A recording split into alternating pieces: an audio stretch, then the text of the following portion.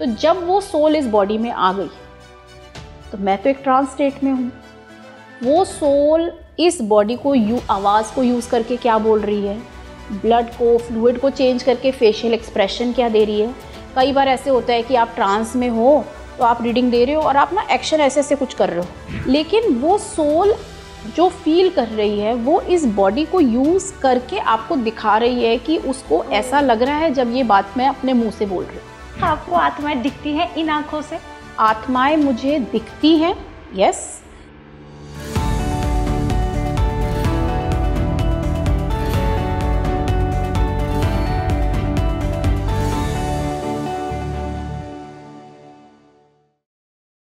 शिल्पी, spirit guides के बारे में मैं एक और चीज़ जानना चाहती हूँ कि जो हमारे लव्ड वंस, जैसे पेरेंट्स है, सिबलिंग्स है, स्पाउस है, कोई फ्रेंड है, ठीक है, वो जा चुका है इस दुनिया से, ठीक है, तो क्या वो भी हमारे स्पिरिट गाइड्स बन सकते हैं?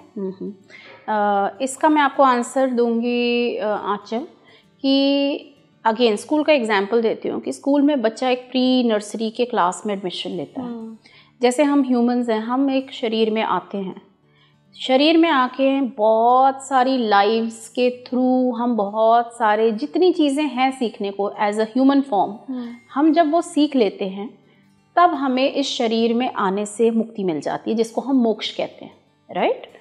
जब आपको मोक्ष मिल गया इट मीन्स कि आपको शारीरिक फॉर्म में आने से मुक्ति मिल गई है, लेकिन आपकी लर्निंग तो अभी भी जारी है। इट मीन्स कि आपने स्कूलिंग कर ली, स्कूलिंग के बाद आपने ग्रेजुएशन भी कर ली, पोस्ट ग्रेजुएशन भी कर ली, लेकिन अभी भी अब एज अ टीचर भी तो आप बहुत सारी चीज़ें लर्न कर सकते हो ना। ये चीज़ें आपने सीख ली, अब दूसरों को सिखा के भी आप बहुत सारी चीज़ें सीख सकते हो।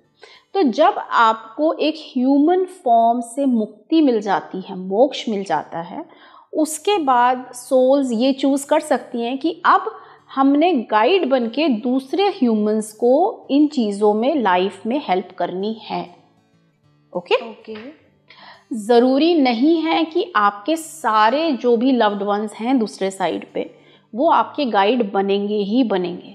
क्यों? क्योंकि हमें नहीं पता कि उनको मोक्ष मिल गया है कि नहीं मिल गया, राइट। कई बार उनकी लाइफ नहीं बोलूँगी, कई बार उनकी जर्नी का ये पर्पस होता है कि उनकी डेथ के बाद आपकी स्पिरिचुअल जर्नी शुरू होती है, राइट। आपकी जब स्पिरिचुअल जर्नी शुरू होती है उस जर्नी में आप उन्हीं को ढूंढ रहे हो सब तरफ। उस टाइम पे उनका एक पर्पस है कि अब वो आपको दूसरी तरफ से गाइड करना शुरू करेंगे। तो यस, वो आपके स्पिरिट गाइड बनते हैं। बहुत सी बार ये देखा गया है कि जो लोग सबसे ज़्यादा किसी के जाने से इम्पैक्टेड होते हैं उनकी लाइफ में उस सोल का रोल दूसरी साइड से अब शायद और भी ज़्यादा है बजाय कि यहाँ पे जितना ह्यूमन फॉर्म में था। जैसे मेरी अपनी जर्नी में मेरे चाचा का रोल, मेरे फादर का रोल, चाचा की डेथ हुई तो चाचा से मैं बहुत कनेक्टेड थी, हमारा बहुत ब्यूटीफुल रिलेशनशिप था। मेरी फैमिली में सबसे ज़्यादा मुझे लगता है मैं उनकी डेथ से इम्पैक्ट हुई, क्योंकि मुझे सडनली चाहिए थे ये जवाब कि क्या हो गया, कहाँ चले गए, या उनके जाने के बाद से मेरे साथ जो जो इंसिडेंट्स हुए उन चीज़ों ने मेरा ध्यान इस तरफ खींचा कि हाँ कुछ और लाइफ है, कोई और सत्य भी है। वहाँ से मेरी जर्नी शुरू हुई। पापा के जाने के बाद से जब मैं मीडियमशिप रियली में घुसी, मैं पूरी तरीके से करना शुरू हो गई, तो उन्होंने एक दूसरी तरफ से एक और भी बड़ा role as a guide play किया मेरी जर्नी में, मुझे इस जर्नी में खींच के लाने का। क्योंकि अगर शायद मैंने उनको नहीं खोया होता तो मुझे कभी ये क्वेस्ट नहीं होती, मैं ढूंढती ही नहीं ना उनको कि कहाँ चले गए पापा, कि मुझे तो उनसे बात करनी है। तो इसलिए आपके लव्ड वन को अगर आपने खोया है और आप उनके जाने से बहुत इम्पैक्टेड हो, इट मीन्स कि आप जिन क्वेश्चंस के आंसर्स ढूंढ रहे हो, आपके loved one on the other side will play a role in your spiritual journey. Shilpi, आप आत्माओं से बात करती हैं, डेफिनेटली आपने आत्माओं को अपने पास एक्सपीरियंस तो किया ही है। सवाल ये है, शायद मुझे लगता है कि ये पूछना पता नहीं आपसे लाजमी है या नहीं है, आपको आत्माएं दिखती हैं इन आँखों से? क्योंकि कहते हैं ना आत्माओं को इन आँखों से नहीं देख सकते, क्योंकि वो एक एनर्जी फॉर्म में है, बिल्कुल आप उनको नहीं देख सकते हो, बट आपने फील भी किया होगा। बट मैं पूछ रही हूँ, देखा है कभी आत्माओं को? हाँ, तो मैं आपको बताती हूँ कि जिन आत्माओं को बॉलीवुड हमें दिखाता है, जिस तरीके से सफ़ेद साड़ी में, सफ़ेद दुपट्टे में, या ऐसे बन के वैसे बन के, ऐसी भयानक शक्लों में पैर उल्टे होते हैं, ये सारा बॉलीवुड का विजुअलाइजेशन है। सोल्स जो होती हैं, आपने बिल्कुल ठीक बोला, सोल्स एक एनर्जी फॉर्म होती हैं। उस एनर्जी फॉर्म को हम एनर्जी फॉर्म में ही एक्सेस कर पाते हैं। तो आत्माएं मुझे दिखती हैं, यस, लेकिन आत्मा मुझे अपनी थर्ड आई में एक विजुअल रिप्रेजेंटेशन में दिखती है। कैसे? जैसे एक लेडी का अगर मैं सेशन कर रही हूँ, उसका बेटा आया, उसने मुझे दिखाया कि मैं ज़मीन पे लेटा हूँ और मैं अपने डॉग से खेल रहा हूँ। उसने वो सीन मेरे माइंड में प्ले किया, आप समझ रहे हो, मेरे माइंड में प्ले किया। मुझे वो सामने नहीं दिख रहा बैठा हुआ, या मुझे सामने नहीं दिख रहा वो खेलता हो। जैसे just like a memory flash हमें आता है ना, वैसी फ्लैश इमेज आती है मेरे थर्ड आई में कि हाँ ये सीन हुआ होगा। या जैसे वो आते हैं एज अ मेल और फीमेल, जब फर्स्ट एंट्री उनकी होती है, तभी वो मुझे मेरे थर्ड आई में एक ब्रॉडली एक इमेज बना के दिखाते हैं। एक बॉडी फॉर्म से हमें पता लग जाता है कि ये एक लेडी है या एक मेल है। वो बॉडी फॉर्म मुझे दिखाते हैं, वो एज इट इज़ बिल्कुल स्पेसिफिक नहीं दिखाएंगे कि यहाँ तिल है, यहाँ डार्क कलर है, या पतले हैं, या क्या, एग्जैक्ट नहीं दिखाते हैं, बट एक रेफरेंस के थ्रू काम करते हैं। कई बार सोल्स, हम साइकिक हियरिंग कहते हैं जिसको, कि वो जो उस एनर्जी में बोल रहे हैं हम सुन सकते हैं। अगेन ये गिफ्ट्स हैं साइकिक। आप मेडिटेटिव उसमें होती है? नहीं, जब मैं रीडिंग दे रही हूँ, एक ट्रांस स्टेट में हूँ मैं, यस, एक ट्रांस स्टेट में हूँ। इनको आजकल हम गिफ्ट्स कहते हैं, साइकिक गिफ्ट्स कहते हैं, जो एक मीडियम के बहुत एक हाई लेवल पे ओपन अप हो चुके होते हैं। तो वो चीज़ें मुझे दिखाई या सुनाई या फील होती है जो हम अपने नॉर्मल सेंसेस से नहीं देख सकते हैं। तो अगर जैसे आपने अभी आपको बोला कि आपको गूज़बम्स आए, मैंने कोई चीज़ बोली थी, सोल्स हमें फील कराती हैं थ्रू आवर बॉडी कि वो चीज़ जो मैंने बोला वो बिल्कुल उनके दिल की बात बोली। कई बार ऐसा होता है कि सोल्स कुछ बातचीत कर रही हैं और वो बहुत इमोशनल फील कर रहे हैं। अब मेरा उस सोल से कोई कनेक्शन नहीं, लेकिन जब मैं रीडिंग दे रही होती हूँ तो मेरे आंसू टपक रहे होते हैं। मुझे बुरा नहीं लग रहा है आपके लिए, लेकिन वो सोल जो फील कर रही है वो इस बॉडी को यूज़ करके आपको दिखा रही है कि उसको ऐसा लग रहा है जब ये बात मैं अपने मुंह से बोल रही हूँ। ठीक है? तो जिन चीज़ों की आप बात कर रहे हैं ये साइकिक एबिलिटीज़ होती हैं। एक चीज़ और होती है आजकल जिसको हम बोलते हैं ट्रांस मीडियमशिप। इतना कॉमन नहीं है ये। ट्रांस मीडियमशिप में क्या होता है कि एक मीडियम बहुत ही डीप लेवल ऑफ सरेंडर में होता है, ट्रांस में चले जाते हैं। हाँ, ट्रांस में चले जाते हैं, और जो सोल है वो पूरी तरीके से बॉडी में आके उसी हाव भाव से, उसी तरीके से मीडियम के थ्रू बात करती है। और आपको उस टाइम याद नहीं रहता होगा? नहीं, क्योंकि मैं एक ट्रांस स्टेट में हूँ। जैसे हमारी शरीर में ब्लड दौड़ रहा है, राइट? ब्लड एक लिक्विड है। आत्मा में इतनी पावर होती है, सोल में इतनी पावर होती है कि वो आपके बॉडी के लिक्विड को चेंज करके आपके फेशियल एक्सप्रेशंस चेंज कर सकती है। अच्छा। हाँ, जैसे मैंने अभी जो लास्ट वीक रीडिंग दी उसमें, क्योंकि मैं उस आत्मा से काफ़ी, मैं सोल से फेमिलियर थी। जिस लड़की की मैंने आपको बात बताई, जो चने वाली बात मैंने आपको बताई, तो उनकी मदर जब आई तो उस सोल से मैं बहुत कंफर्टेबल थी, तो बहुत ईजिली मैं एक ट्रांस स्टेट में चली गई और उनकी मदर बहुत स्ट्रांगली मेरे अंदर आई और वो एक अलग तरीके से मेरे से स्माइल करा रही थी, जैसे ऐसे ऐसे करके स्माइल करा रही है। मुझे नहीं याद है इस चीज़ का बिकॉज मैं एक ट्रांस स्टेट में थी, लेकिन बाद में मुझे उन्होंने बताया कि आप जिस तरह से स्माइल कर रहे थे, मेरी मदर बिल्कुल वैसी स्माइल करती थी, क्योंकि मैं ऐसा स्माइल करती हूँ, मेरे दांत दिखते जब मैं स्माइल करती हूँ, लेकिन वो अलग तरीके का वो था। और जिस तरह से ये इंस्टाग्राम जब मैं लाइव करती हूँ आजकल, तो बहुत लोगों ने मुझे मैसेज किया है कि मैम आपकी लाइव में ना कई बार आवाज़ चेंज हो जाती है, ऐसा लगता है कोई और बोल रहा है आपके थ्रू। तो अब मुझे तो नहीं पता लग रहा, क्योंकि मैं तो अपना नॉर्मल बोल रही हूँ, रीडिंग्स दे रही हूँ इंस्टाग्राम लाइव पे। बट एक बार मेरा बेटा भी ऊपर बैठ के देख रहा था मेरा लाइव, और मैं नीचे अपने स्टूडियो में सेशन कर रही थी, और जब मैं ऊपर आई कहता है मम्मा कौन, ऐसा लग रहा था कुछ और, आप कोई और बोल रहा था आपके, जैसे थोड़ी सी हैवी मेल सी आवाज़ निकल रही थी। तो मैंने कहा अच्छा, मैंने कहा चलो रिवाइंड करके देखते हैं। तो पूरा लाइव रिवाइंड कर दिया, उस समय बिल्कुल नॉर्मल आवाज़ चल रही है, लेकिन इतने लोगों ने मुझे मैसेज किया, और एक बार नहीं हुआ, चलिए 3-4 बार हो चुका है कि मैम जब आप इंस्टा लाइव में रीडिंग्स देते हो तो आपकी आवाज़ चेंज हो जाती है। तो एक सोल, क्यों सोल आ पा रही है? बिकॉज एज अ मीडियम मुझे बहुत कंफर्ट है, मुझे डर नहीं, मुझे बिल्कुल भी डर नहीं है, क्योंकि मुझे पता है कि जो मेरे गेट कीपर खड़े हैं, जो चौकीदार खड़े हैं, आपके गाइड, वो किसी गलत, हाँ जो मेरे गाइड, वो किसी गलत एनर्जी को आने ही नहीं देंगे। मेरा बहुत क्लियर इंटेंशन है कि मुझे यहाँ पे सिर्फ और सिर्फ हीलिंग देनी है जो ग्रीफ में है। तो जब आप इतने प्योर इंटेंशन के साथ काम कर रहे हो तो वो सोल भी उतनी ही ट्रस्ट के साथ आपके पास आ रही, क्योंकि उसको पता है कि आप उनके बिहाफ पे कुछ गलत नहीं बोलने वाले हो। आप समझ रहे हो, ये भी एक बहुत बड़ी रिस्पॉन्सिबिलिटी है, एक अदृश्य एनर्जी है। उस अदृश्य एनर्जी को यूज़ करके मैं उनके नाम पे फियर भी क्रिएट कर सकती हूँ ना, कि वो ये कह रही है तुम ऐसे करो, वो कह रही है तुम जाओ यहाँ चढ़ावा चढ़ाओ, वो कह रही है तुम मेरे को इतने 1000 रुपये का चढ़ावा चढ़ाओ। लेकिन why should I do that? क्योंकि वो अदृश्य एनर्जी मेरे को ट्रस्ट करके आगे आ रही है, मुझे यूज़ कर रही, मेरी आवाज़ को यूज़ कर रही है। तो एक बहुत बड़ी, मुझे लगता है कि ये एक रिस्पॉन्सिबिलिटी बनती है उन लोगों की जो इस वर्ल्ड को रिप्रेजेंट करते हैं, क्योंकि आपको उन्होंने चूज़ किया है ये काम करने के लिए।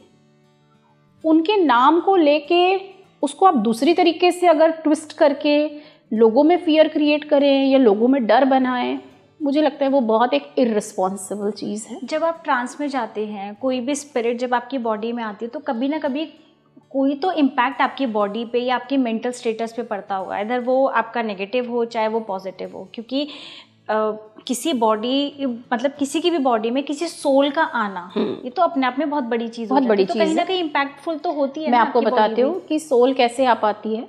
मेरी बॉडी में एक ऑलरेडी मेरी सोल है, हाँ ठीक है, मेरे गाइड्स यहाँ पे खड़े हुए हैं, मेरे सामने क्लाइंट बैठा हुआ है, एक सोल है वो वहाँ पर जिसको ज़रूरत है कि वो इतनी स्ट्रांगली आए अपने फैमिली वाले के लिए। उस मोमेंट में जो मेरी सोल है वो बॉडी से निकल के साइड पे रहती है। मतलब देखो, बॉडी से निकल के, बॉडी से निकल के तो बॉडी में ही है, नहीं, हाँ। तो हमारी जो हमारी जो सोल होती है वो हमारी बॉडी से एक सिल्वर कॉर्ड के थ्रू कनेक्टेड होती है। जैसे एक बच्चा एक मदर से अम्बिलिकल कॉर्ड से कनेक्ट होता है, ऐसे ही सोल एक बॉडी से एक सिल्वर कॉर्ड से कनेक्टेड होती है। वो हमेशा कनेक्टेड रहती है और वो सिर्फ डेथ के टाइम पे वो कॉर्ड कटती है, जब वो फाइनल रिलीज हो जाता है। ठीक है, तो जब मैं कह रही हूँ कि मेरी सोल जो मेरी बॉडी में है वो बाहर निकल के खड़ी हो गई, इट मीन्स कि कनेक्टेड मैं हूँ बट वो साइड में है। क्यों साइड में है? क्योंकि वो इस एनर्जी को, इस बॉडी को यूज़ करके मीडियमशिप रीडिंग देना चाहती है। ठीक है, तो जब वो सोल इस बॉडी में आ गई तो मैं तो एक ट्रांस स्टेट में हूँ, वो सोल इस बॉडी को आवाज़ को यूज़ करके क्या बोल रही है, ब्लड को, फ्लूइड को चेंज करके फेशियल एक्सप्रेशन क्या दे रही है।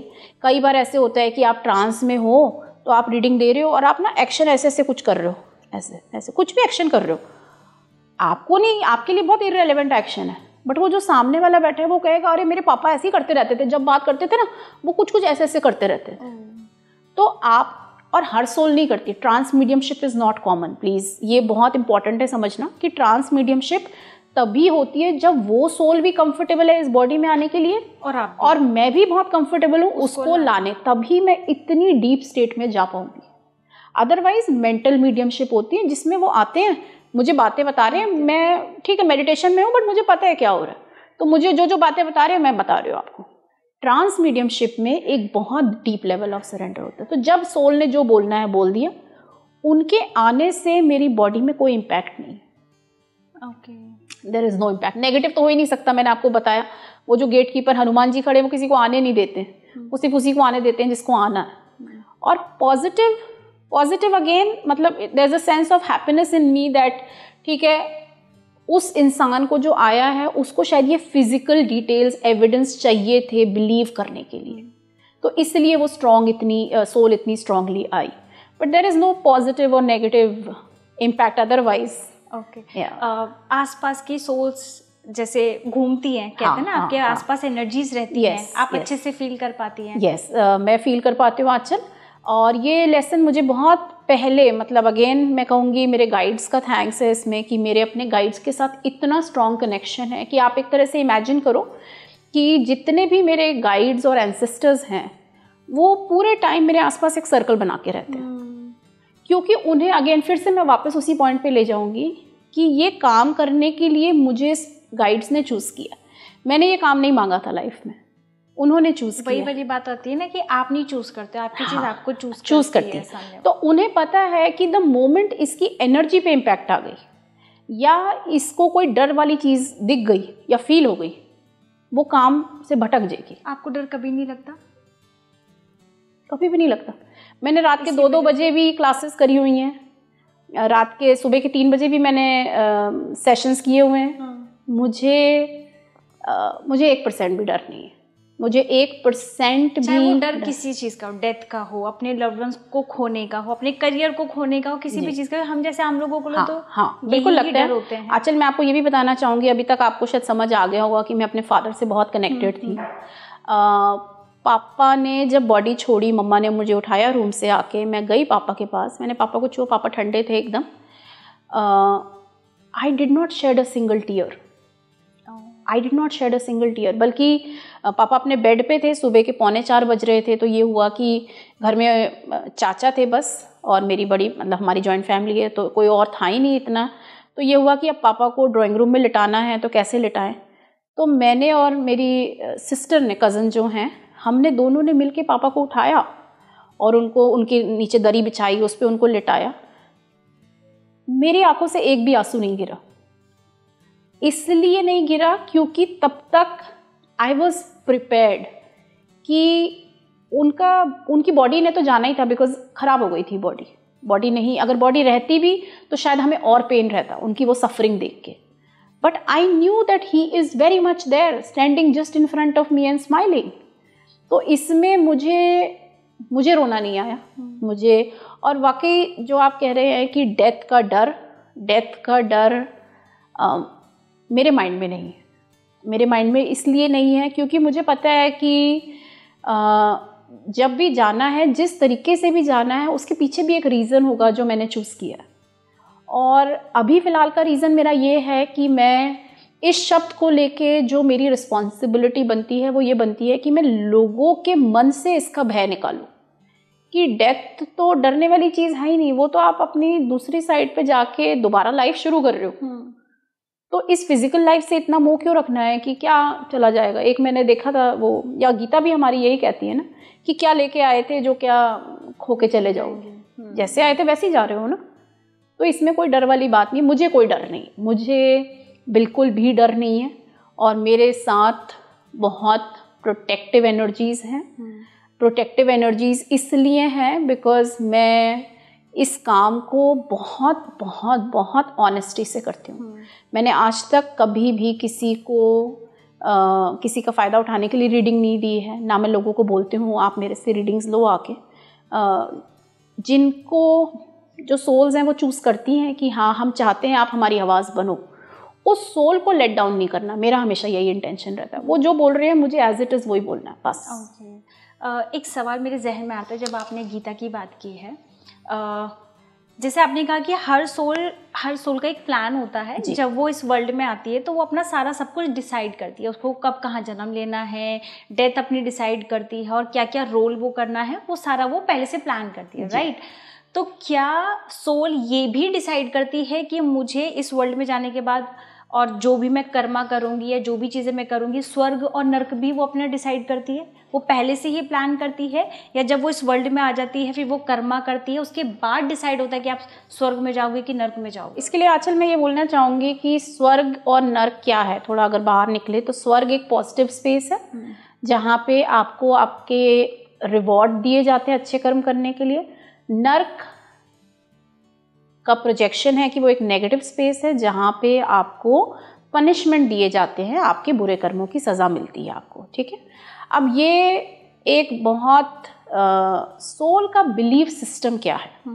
सोल का बिलीफ सिस्टम मतलब जैसे हम एक परिवार में आए, हमने एक हिंदू परिवार चूज़ किया फॉर एग्जांपल, उसमें बचपन से वो परिवार में रिलीजन का बहुत महत्व रहा है। रिलीजियस स्क्रिप्चर्स पढ़ाए जाते हैं, या ये सारी चीज़ें एडवोकेट करी जाती हैं, जो आपके माइंड में एक बिलीफ सिस्टम, आपकी कंडीशनिंग होती है कि बुरे कर्मों का फल है नरक में जाके कढ़ाई में तलना। बिल्कुल ठीक है। आपने अपनी जर्नी में कोशिश करी कि बुरे कर्म आप ना करो, लेकिन जाने अनजाने सबसे बुरे कर्म हो जाते हैं, कोई जानबूझ के नहीं करता है, कोई तो लेकिन हो जाते हैं। जब आपकी डेथ हुई तो मैंने आपको शुरू में भी ये बताया कि डेथ के टाइम पे जो सोल है वो अपना शरीर ने अपना ब्रेन, तो शरीर और ब्रेन यहीं रह गए, जो आपका माइंड होता है, माइंड के साथ आपकी पर्सनालिटी, आपकी मेमोरी और आपकी बिलीफ सिस्टम्स, किन चीज़ों में आप बिलीव करते थे वो आप दूसरे साइड पे ले जाते हो। ओके। तो जब आप वो दूसरे साइड पे ले गए तो आपका बिलीफ सिस्टम ये कहता है कि बुरे कर्मों की सज़ा मुझे नरक में मिलेगी एज पनिशमेंट, तो आप उस चीज़ को वहाँ पे फील करोगे। आप समझ रहे हो? तो ऐसा नहीं है कि कोई स्वर्ग है जहाँ पे अप्सराएं हैं और आप जहाँ जा रहे हो, और कोई नरक है जहाँ पे यमदूत खड़े हुए हैं कि चलो यहाँ पे आ जाओ। अगेन ये स्क्रिप्चर्स में लिखा हुआ है, इसका इंटरप्रिटेशन ये है कि जो चीज़ों में आप बिलीव करोगे वही ट्रुथ आप मरने के बाद भी एक्सपीरियंस करोगे। समझ रहे हो? जैसे कई लोग होते हैं, मैंने एक बार अपने फादर से कनेक्ट किया और मैंने कहा पापा आप क्या कर रहे हो? तो वो कह रहे हैं कि मैं यहाँ पे सब्जी बना रहा हूँ। अब ये चीज़ किसी को मैं बोलूँगी तो बहुत सिली लगेगा, सब्जी बना रहा हूँ मतलब क्या होता है, वहाँ पे कैसे सब्जी बनाओगे आप, राइट? लेकिन यहाँ पे जब वो थे उनको ये चीज़ें करना बहुत पसंद थी। ठीक है। जब आप एनर्जी फॉर्म में होते हो तो आप अपने माइंड से, जो कि आप वहाँ पे ले गए हो, कुछ भी मैनिफेस्ट कर सकते हो। ठीक है। तो अगर आपको जो चीज़ें करना यहाँ पे अच्छा लगता था या लगती थी, वही चीज़ें आप वहाँ पे भी एक्सपीरियंस कर सकते हो। इट डजंट मीन कि आप फिजिकली कुछ बना रहे हो, बट आप वो एक्सपीरियंस को वहाँ भी लिव कर सकते हो। तो ऐसे ही जो आपके नेगेटिव बिलीफ पैटर्न्स हैं, अगर आपको ये लगता है, आपको पता है कहीं ना कहीं कॉन्शियसली, हमको सबको पता होता है ना कि हमने गलत चीज़ करी है, और स्पेशली जब डेथ का मोमेंट आता है तो वो सारी चीज़ें रिवाइंड हो जाती हैं कि हाँ फ्लैश आता है, हाँ। किसके साथ मैंने क्या क्या किया था। इवन छोटे से अगर जानवर को आपने हर्ट किया वो भी फ्लैश आ जाएगा। तो आपको पता है कि ओहो ये मेरे से गलती हुई है, अब तो मुझे सज़ा मिलेगी। जैसे ही इस थॉट पैटर्न के साथ आप एग्जिट करते हो, वो चीज़ आप एक्सपीरियंस करोगे। लेकिन असली में नरक क्या है? असली में नरक ये है आंचल कि यहाँ पे इस लाइफ में आके आपने अगर किसी को कुचला तो आपको भी कुचला जाएगा। दैट इज़ द रियल नरक फॉर यू, राइट? तभी आप कहते हो ना कि मैंने बोला ना कि अगर लाइफ एकदम स्मूथ चल रही है तो उसमें तो कोई कुछ लर्निंग है ही नहीं।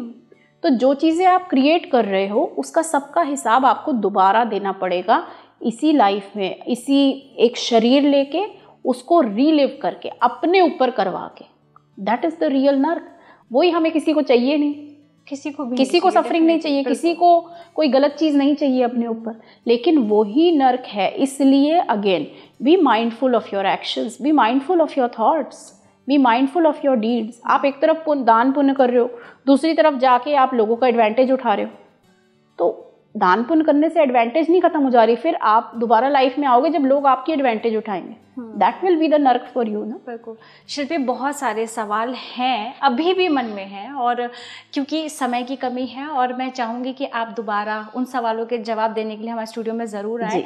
और मैं अपनी ऑडियंस से भी कहूँगी कि अगर आपके भी मन में कोई भी सवाल है तो आप हमें पूछ सकते हैं, कॉमेंट करके बता सकते हैं। हम डेफिनेटली शिल्पी के साथ वो डिस्कस ज़रूर करेंगे। Thank you for coming. Thank you so much. Thank you for having me Aanchal. Thank you. आज के पॉडकास्ट पे बस इतना ही। आप देखते रहिए स्पीकिंग ट्री। नमस्कार।